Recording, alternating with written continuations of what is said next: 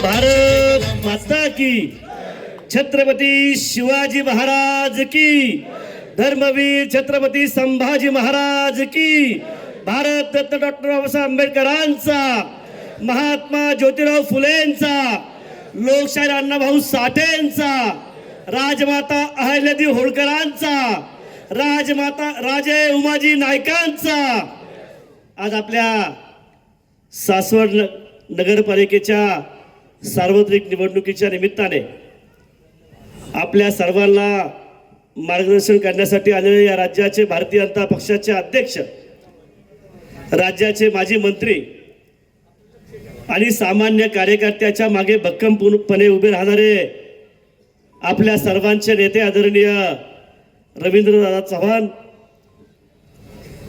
ज्यांच्या नेतृत्वामध्ये आपल्या सर्वांना ही निवडणूक जिंकायची आहे, या शहराचा या मतदारसंघाचा विकास करायचा आहे, असे आपल्या सर्वांचे सहकारी माजी आमदार आदरणीय संजयजी जगताप साहेब, माझे विधिमंडळातील सहकारी आमदार विक्रांतजी पाटील, राज्याचे भारतीय जनता पक्षाचे महामंत्री आदरणीय राजेशजी पांडे, या जिल्ह्याचे भारतीय जनता पक्षाचे अध्यक्ष शेखरजी वडणे, या शहराचे भारतीय जनता पक्षाचे अध्यक्ष आनंदजी जगताप, सर्व सन्माननीय व्यासपीठ,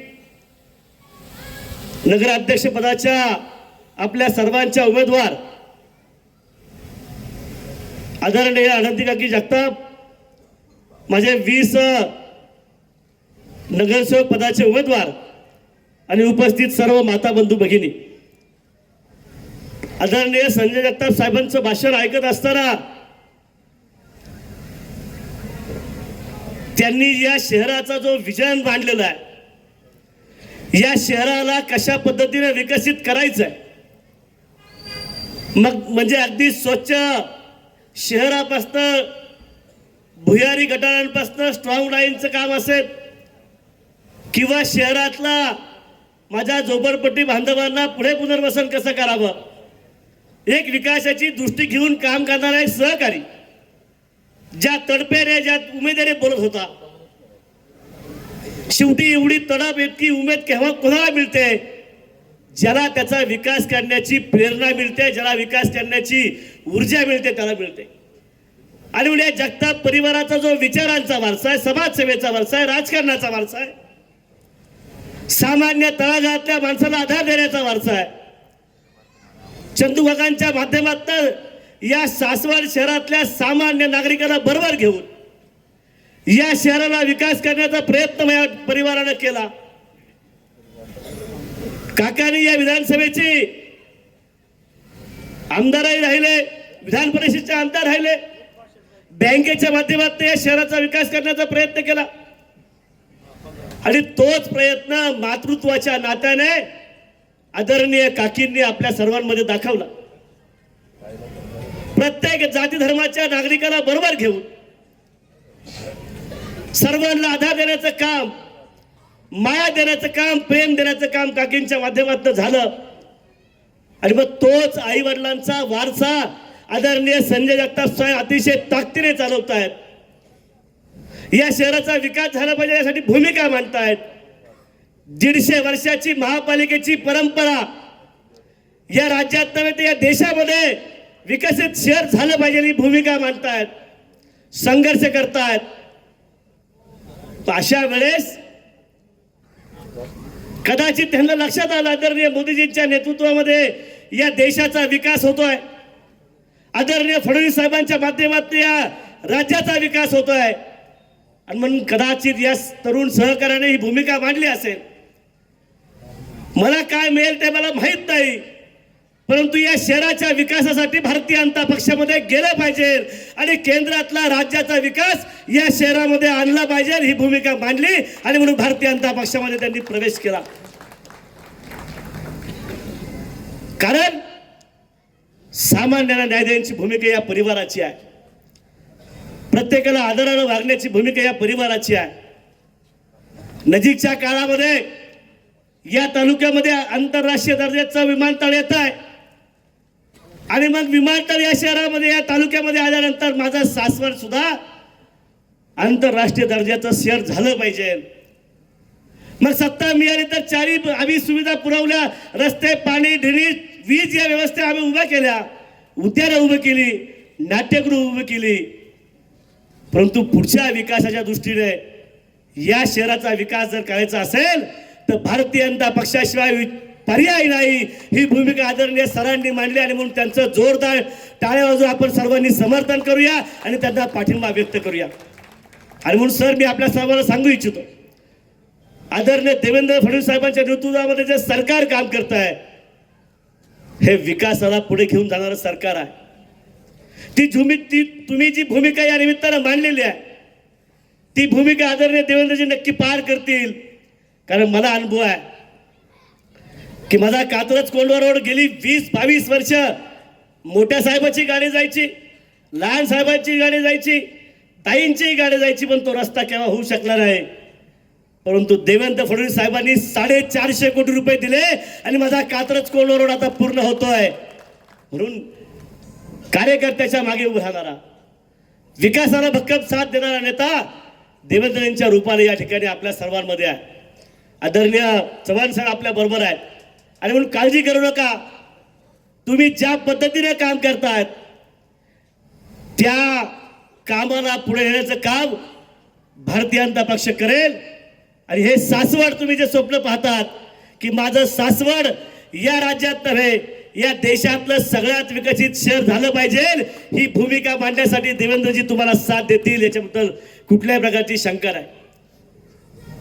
आणि म्हणून मी तुमचं यासाठी सुद्धा अभिनंदन करेन. मी सासवडला पुढे येत असताना अनेक समाजाला नेतृत्व करण्याची संधी दिली. मग आमचा वडले परिवार असेल, चोखंडे परिवार असेल, लांडगे परिवार असेल, गिरमे परिवार असेल, या सामान्य कुटुंबाला नगराध्यक्षपदाची संधी तुम्ही दिली, त्याबद्दल सुद्धा तुमचं जोरदार टाळ्या वाजवून आम्ही अभिनंदन करतो, आभार व्यक्त करतो. आता शितोळे साहेबांनी सांगितलं की राजे उमाजी नाईकांचा अभिमान, स्वाभिमान आपल्या सर्वांना आहे. जी 150 वर्षाची परंपरा या शहराला आहे. राज्याला स्वातंत्र्य होऊन आता जवळपास 80 वर्ष पूर्ण होतात. चव्हाण साहेब, माळी समाजाची अस्मिता संत शिरोमणी सावता महाराज आहे. पहिली संजीवनी समाधी 750 वर्षापूर्वी श्री क्षेत्र आरणमध्ये संत शिरोमणी सावता महाराजांनी समाधी घेतली. 80 वर्ष माळी समाज प्रत्येक सरकाराला विनंती करत होता की त्या तीर्थक्षेत्र आरणला अ दर्जा द्या, त्या क्षेत्राचा विकास करा. 80 वर्ष संघर्षानंतर सुद्धा कोणी त्याकडे लक्ष दिलं नाही. राज्याचे मुख्यमंत्री देवेंद्र फडणवीस साहेबांनी मागच्या वर्षी माळी समाजाची अस्मिता असलेल्या श्री क्षेत्र आरणला तीर्थक्षेत्र चा दर्जा दिला आणि 200 कोटी रुपयांचा विकास आराखडा सुद्धा मंजूर केला.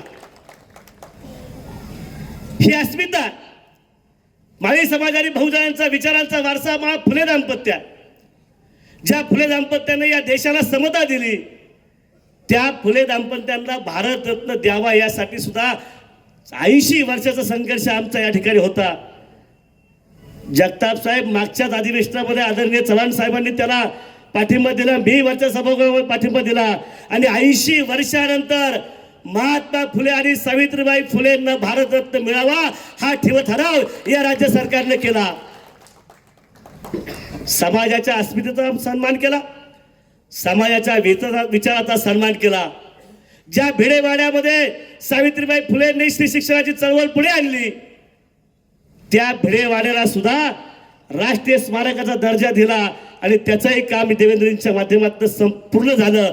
हे काम हे सरकार या ठिकाणी करते आणि जात पात भेद विसरून समाजाला पुढे नेण्याचं काम हे सरकार करत आहे. सर, तुम्ही सुद्धा एका सामान्य कुटुंबाच्या आमच्या शेखर वडणे सारखा जो सासवडचा कार्यकर्ता आहे, त्याला सुद्धा जिल्ह्याचा अध्यक्ष म्हणून काम करण्याची संधी भारतीय जनता पक्षाने दिली. हा सुद्धा न्याय देण्याचं काम या ठिकाणी केलं. आणि म्हणून भारतीय जनता पक्ष प्रत्येक समाज बांधवांना एकत्र करून काम करणारा पक्ष आहे. या देशाला, या राज्याला पुढे नेणारा पक्ष आहे. आणि म्हणून मी आपल्या सर्वांना विनंती करतो की जो विकास मोदी साहेबांच्या माध्यमातून राज्यामध्ये येतोय, जो विकास राज्याच्या आदरणीय देवेंद्रजींच्या माध्यमातून या शहरामध्ये आणायचा असेल तर आपण सर्वांनी भारतीय जनता पक्षाचं कमळ या चिन्हासमोरचं बटन दाबून आदरणीय काकी आणि आमच्या नगरसेवकाला आपण निवडून द्यावी अशीच विनंती करतो. सरांनी आता सांगितलं की आदरणीय दादा काल परवा मार्गशीर्ष महिन्यामध्ये आले. सर कालच पूजा झाली ना पूजा? गुरुवारची पूजा झाली का मावशी? मग पूजा करताना लक्ष्मी कुठल्या फुलावरती होती? कुठल्या फुलावर? कमळाच्या फुलावर. देवेंद्रजींच्या माध्यमातून 1,500 या माझ्या बहिणींना सन्मान करण्यासाठी जी योजना आली ती कमळावरती आली. आणि पुढे सुद्धा या शहराचा विकास करायचा असेल तर या शहरामध्ये लक्ष्मी आणायची असेल तर भारतीय जनता पक्षाचं कमळ आपण निवडून द्यावं अशी विनंती करतो आणि थांबतो. धन्यवाद. जय हिंद, जय महाराष्ट्र.